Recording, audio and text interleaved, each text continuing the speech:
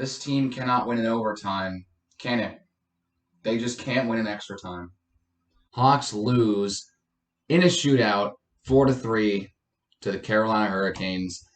This is a hard one to swallow for the Hawks. I mean, they were playing down behind for pretty much most of the game. They did not have the lead at all in this game. So honestly, they're a little bit lucky that they came out of this game with a point.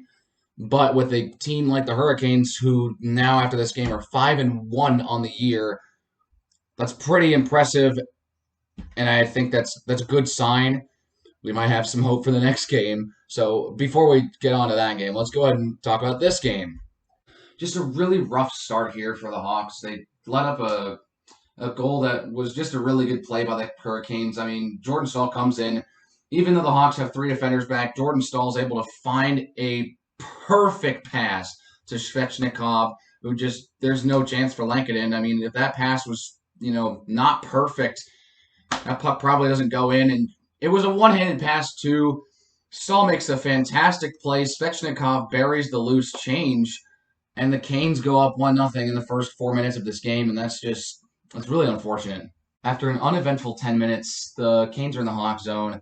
It's circled around, and a pass back, a long shot, is saved by Lankinen, but Staal picks up the rebound, just gets a quick pass over to Foegele, and Warren Foegele bangs it past Lankinen. It's 2-0 Canes, and this is not looking good. The Hawks have played awful when they're down by multiple goals.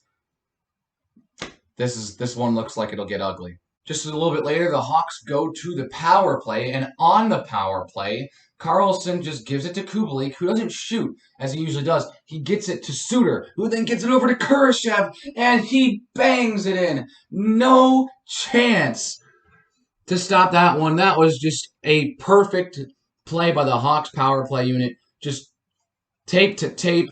All 4 passes were just, all 4 players that touched the puck just flawlessly executed. And it pays off with a goal. Kurashev gets his 4th goal of the season to cut the lead in half. Less than half of a minute to go in the first period. Tahan gets a little chip. Doesn't seem like much is going to work out with it. Strome's able to get the puck, moves it in. He loses it, or actually tries to pass it to DeBrincat. DeBrincat can't handle it much. But guess who picks up the loose puck? Patrick Kane. And he just moves right into the center, into the slot, and snipes it past James Reimer. The Hawks have tied the game with under half a minute to go in the first period.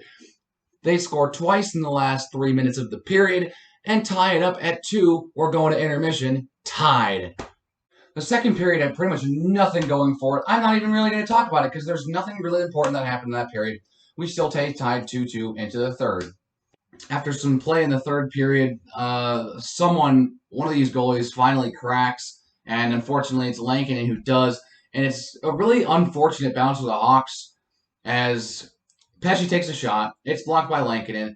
Niederreiter tries to take a shot, and it's blocked by Connor Murphy off of his leg, and instead of it being kind of blocked out the way that you'd expect it, it just goes right to Vinny Trocheck.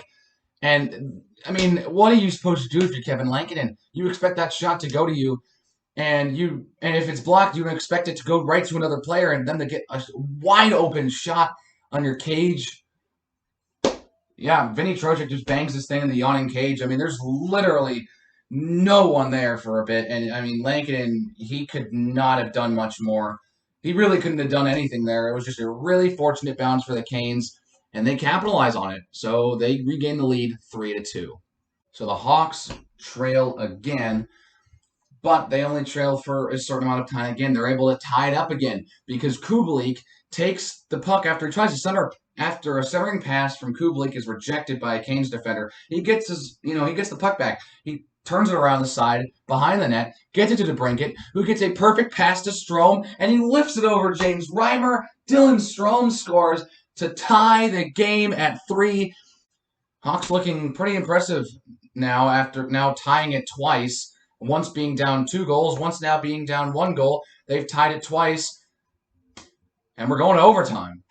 About halfway through overtime, a really wacky play happens where Kane's basically reaching for the puck. He does end up getting a weird pass to Keith, and Keith, he doesn't really get a stable, handle with the puck, and he kind of still is able to get the pass to DeBrincat, who then goes down the sideline, gets a good look on Reimer, and he just couldn't beat Reimer. Reimer was just a little bit better on that play and keeps the game going. And then with under 10 seconds to go, Sebastian Aho gets a good look at Lankin, and he makes the save, and it's cleared out. So we are going to a shootout. The first two shooters for both teams can't bang it in. Strome tries to move on our third shooter. He can't bang it in against Reimer.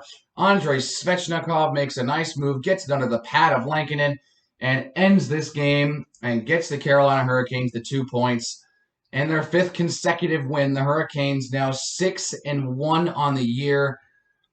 They've looked fantastic. With how they looked at times in this game, I would not be too surprised if they were able to pull off a win. I would be more surprised if they, got absolutely destroyed by the Hurricanes, which at the same time, knowing my luck, it'll probably happen. So I guess we'll just have to wait and see. By all means, we're going to get to overtime again in this next game and lose, aren't we? Anyways, that'll do it for me here. If you liked the video, make sure you hit that like button. And if you want to subscribe, you're going to want to hit that subscribe button. And without further ado, I will see you guys in the next video.